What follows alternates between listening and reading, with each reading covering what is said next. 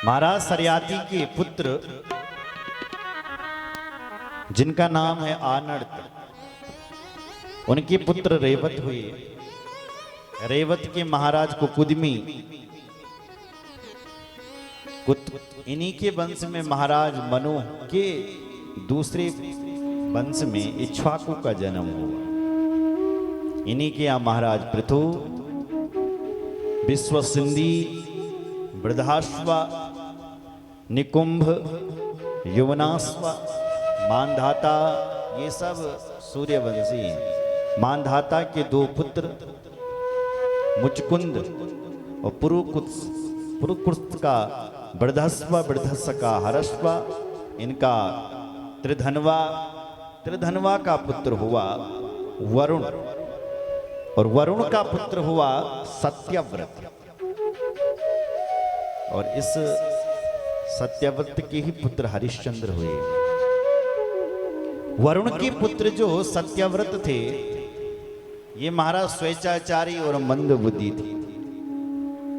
इन्होंने क्या किया कि एक ब्राह्मण अपनी बेटी का विवाह कर रहा था और वो ब्राह्मण की कन्या उन्हें पसंद आ गई। जब लेने के लिए गए तो मना किया गया।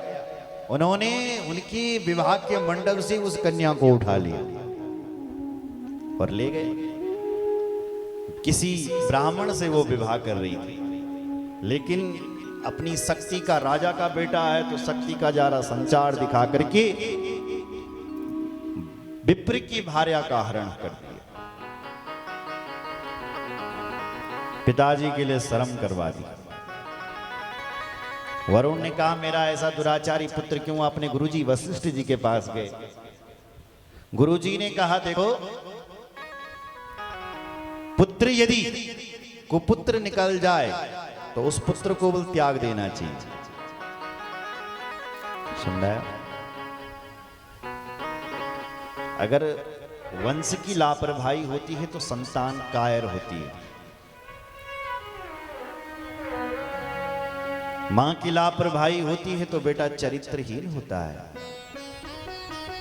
पिता की लापरवाही होती है तो बेटा मूर्ख होता है। स्वयं की लापरवाही हो तो लोग भूखे मरते हैं साहब। वंश की लापरवाही हो गई। अगर तुम्हारे वंश में सुपुत्र पैदा हो गए तो आपके जितने भी पूर्वज हैं जो नरक में पड़े हुए पितर हैं वो स्वर्ग चले जाते हैं। यदि आपके कुल में कोई सुपुत्र पैदा हो गया, और कुपुत्रेणान्यो नष्टो, अगर कुपुत्र हो गया तो जितने स्वर्ग में गए हुए पितर भी वो सब नरक में गिर जाते हैं।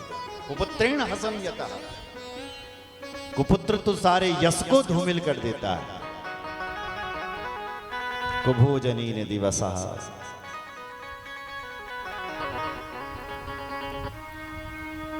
जन्मनष्टम कुभार्या, कुमित्रेण सुखम कुतः। वंश में यदि कुपुत्र हो जाए तो सारे पितरों को नरक धकेल देता है। तो बल वंश बर्बाद हो जाता। जिसके घर पर जिस व्यक्ति का मित्र अच्छा नहीं है, कुमित्रेण सुखम कुतः, जिसका मित्र अच्छा नहीं है उसको बल कभी सुख नहीं मिल सकता है। मित्र यदि ऐसा है, मुंह पर तो मीठी मीठी बातें करते हैं लेकिन पीठ पीछे छुरा, खगोल छुरा, कब मारेंगे इसको? ऐसा मित्र से बल कभी शांति नहीं मिल सकती। कुमित्रेण सुखम, सुख नहीं मिल सकता। और कुभोजनीन दिवसा, अगर सुबह तुमने अच्छा भोजन नहीं किया तो भाई दिन भर खट्टे डकारे आए। जन्म नष्टम कुभार्या, अगर जिस व्यक्ति की पत्नी अच्छी नहीं है, व्यक्ति पूरा जीवन नष्ट हो जाओ। जिसकी भार्या अच्छी नहीं। बोलो जय श्री राम। इन्होंने कहा, मेरा पुत्र ऐसा क्यों हो गया है? क्यों हुआ है पुत्र? नाहम पुत्रेण पुत्रार्थी त्वया चाकुलपासन सानिसम्य पितृवाक्यम कुपितस्या महात्मना। महात्मा के कहने से वरुण ने अपने पुत्र को शाप दे दिया कि जाओ तुम चांडालों के साथ रहो, ये मेरी आज्ञा है। वो बालक चांडालों के साथ घुस गया। सुन रहा है? देवराज इंद्र ने उसके बाद 12 साल का अकाल डाल दिया। महाराज अकाल पड़ गया धरती पर। तो धरती पर जब अकाल पड़ा तो सब कुछ सूखने लग गया। नदी नाले सब कुछ सूखने लग गया। एक विश्वामित्र नाम का ऋषि है जो गाधी का पुत्र है। उन्होंने देखा ये धरती सूख रही है, इससे मरना अच्छा है कि हम कहीं तपस्या करने के लिए चल पड़े।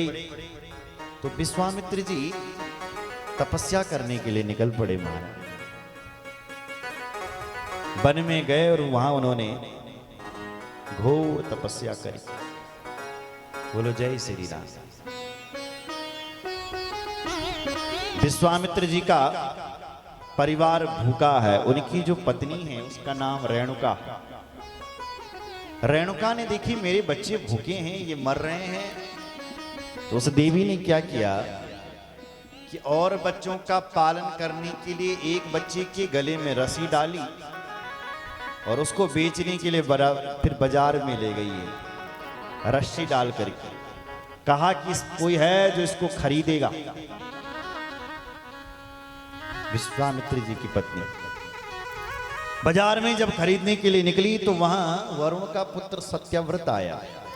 उसने देखा रुदंतम बालकम कंठी बद्वानयसिका धुना किमर्थम चारु सर्वांगी सत्यम ब्रूहि ममाग्रत।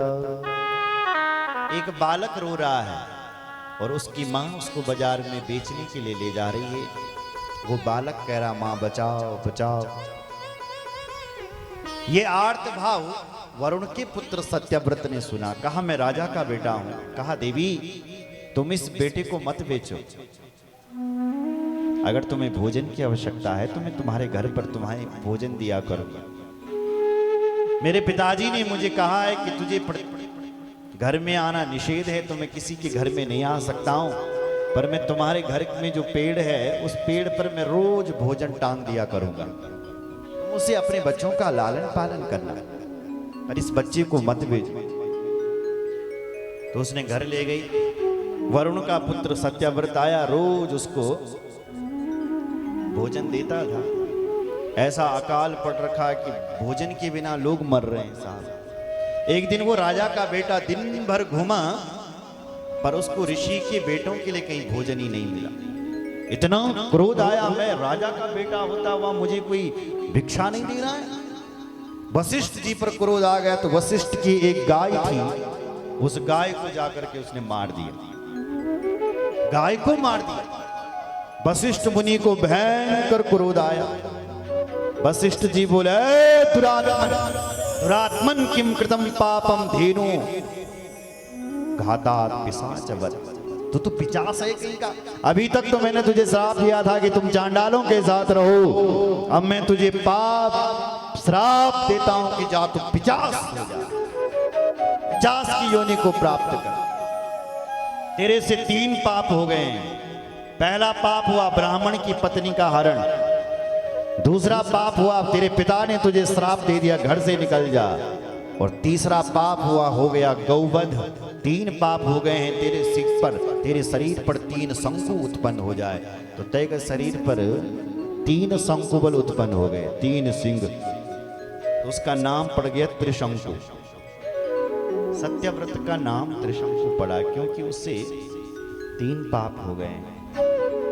मस्तक पर 3 शंकु है और 50 योनि के लिए प्राप्त है। दर दर की ठोकरें खा रहा है वो व्यक्ति, 50 योनि में पड़ा हुआ है।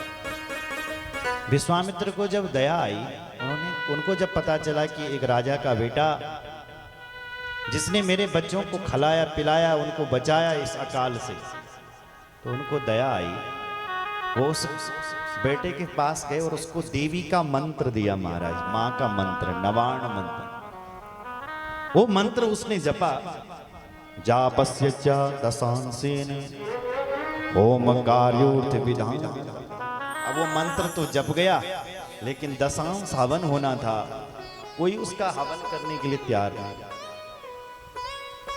तब विश्वामित्र जी गए, उन्होंने उसका हवन किया। भगवती ने उसको दर्शन दिए।